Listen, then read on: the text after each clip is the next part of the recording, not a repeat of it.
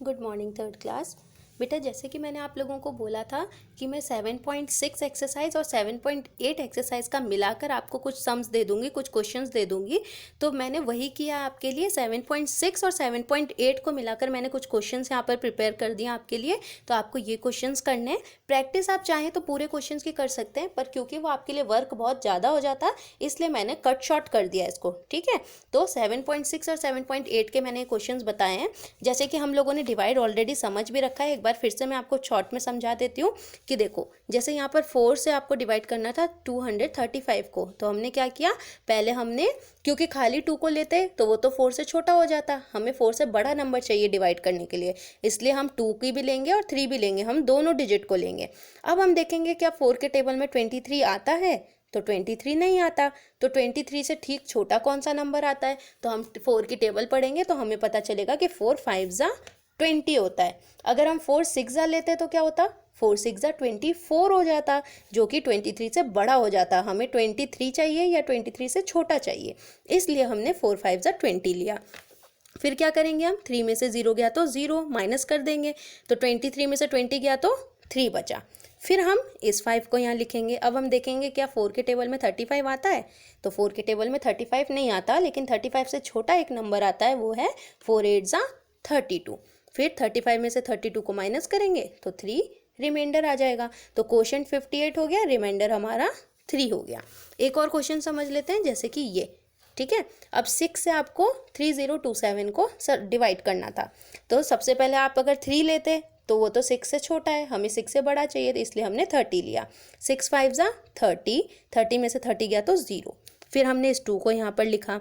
अब हमने देखा कि 6 0 जा 0 हो सकता है, तो हमने 6 0 जा 0 किया, फिर वापस 2 आ गया।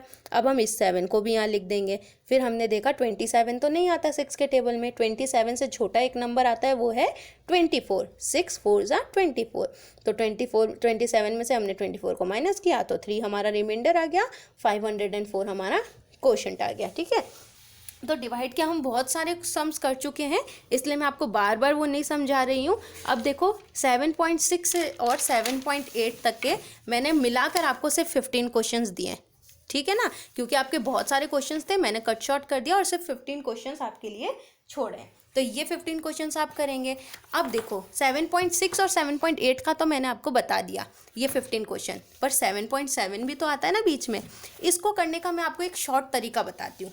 ठीक है, इसको कैसे करते हैं बेटा, देखो, जब भी हमें किसी नंबर को 10 से डिवाइड करना हो, किससे, 10 से, ये सिर्फ 10 वालों के लिए ही है और किसी नंबर के लिए नहीं है, सिर्फ जब हम 10 से डिवाइड कर रहे हैं तब के लिए ही है, कि जब हमें 10 से किसी नंबर को डिवाइड करना होता है तो हम बिना कैलकुलेशन किए, बिना डिवाइड करके देखे भी इसका आंसर निकाल सकते हैं। कैसे निकाल सकते हैं, देखो यहाँ पर 44 है ना, तो 44 के लास्ट में क्या है, 4 है ना, तो इसका मतलब इसका रिमाइंडर क्या होगा, 4। अब यहाँ देखो इसके लास्ट में ये देखो 50 है, 50 के लास्ट में क्या है, 0 है ना, तो इसका मतलब इसका रिमाइंडर क्या होगा, 0। अब देखो 628 है, 628 के लास्ट में क्या है, 8 है ना, तो इसका रिमाइंडर क्या होगा, 8। चाहे आप करके भी देख लेना, इसका रिमाइंडर यही आएगा। फिर देखो यहाँ 306 है ना, तो इसका रिमाइंडर हो जाएगा 6। यहाँ 2103 है ना, तो इसका रिमाइंडर हो जाएगा 3। और यहाँ 7800 है ना, तो इसका हो जाएगा रिमाइंडर 0। अब आप बोलोगे मैम आपने रिमाइंडर तो बता दिया, क्वोशंट का क्या करेंगे। क्वोशंट बहुत सिंपल है, लास्ट वाले नंबर को छोड़ के जो भी नंबर बच रहा है वो क्वोशंट हो जाएगा। जैसे इसका देखो 4 रिमाइंडर था, तो फिर क्या बचा, सिर्फ 4 बचा, तो 4 इसका क्वोशंट है।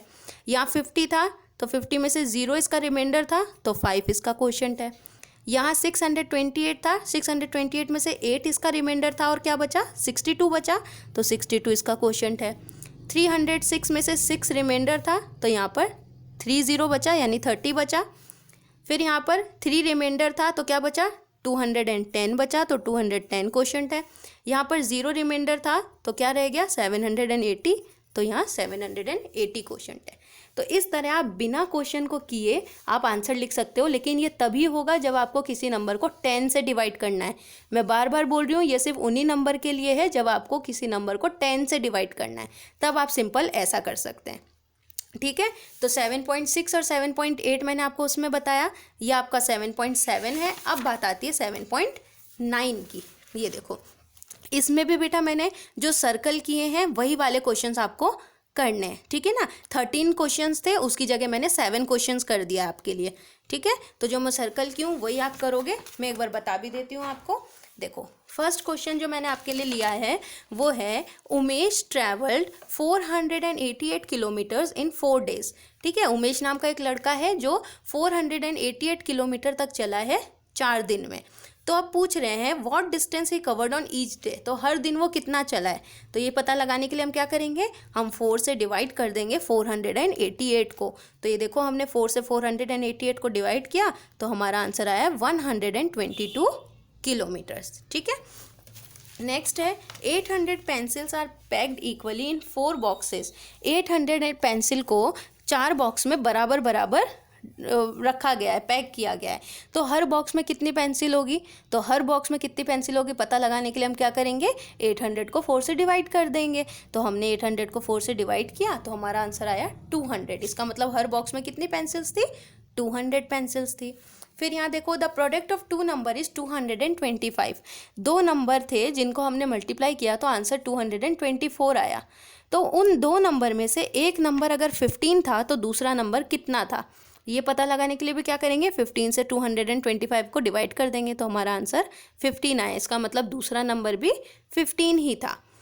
फोर्थ है 15 persons planted 135 trees on one महोत्सव डे। वन महोत्सव के दिन 15 लोग मिलकर 135 ट्रीज लगाए, ठीक है, 135 पेड़ उन्होंने लगाए। How many trees did each of them plant, यानी कि हर एक इंसान ने कितने लगाए होंगे। तो ये करने के लिए हम क्या करेंगे, 15 से 135 को डिवाइड कर देंगे। इसका मतलब हर एक लोग इंसान ने कितने प्लांट लगाए थे, 9 प्लांट्स लगाए थे। तो फिर यहाँ देखो, a poultry farm produced 7695 eggs in 3 days. एक फार्म में 3 दिनों में इतने एग्स बनते हैं, तो हर दिन कितने एग बनते हैं ये पता लगाने के लिए भी हमने डिवाइड किया। जब भी आपको जब आपको बहुत सारे का गिवन है और एक दिन का निकालना हो तो हमेशा डिवाइड करना रहता है। हमने डिवाइड किया, हमारा आंसर आ गया कि हर दिन कितने एग्स बन रहे थे, 2565 बन रहे थे, ठीक है। इसी तरह आपके 2 और क्वेश्चन हैं। देखो इसमें क्या है, ये देखो, यहाँ पर कहा गया है कि एक डेयरी पे 4008 लीटर मिल्क 4 दिन में बिका। 4 दिन में इतने लीटर बिके, तो हर दिन में कितने बिके। अब देखो, इसमें भी हर दिन का पूछ रहा है, हर एक दिन का पूछ रहा है, तो डिवाइड करोगे तो पता चल जाएगा कि हर दिन कितने बिके, 1002 लीटर्स बिके हैं। फिर यहाँ देखो, 20 baskets have total number of 1000 apples. 20 basket में 1000 एप्पल है, तो हर बास्केट में कितने एप्पल है, तो हर बास्केट में 50 एप्पल है। कैसे पता लगा, डिवाइड करके पता लगा।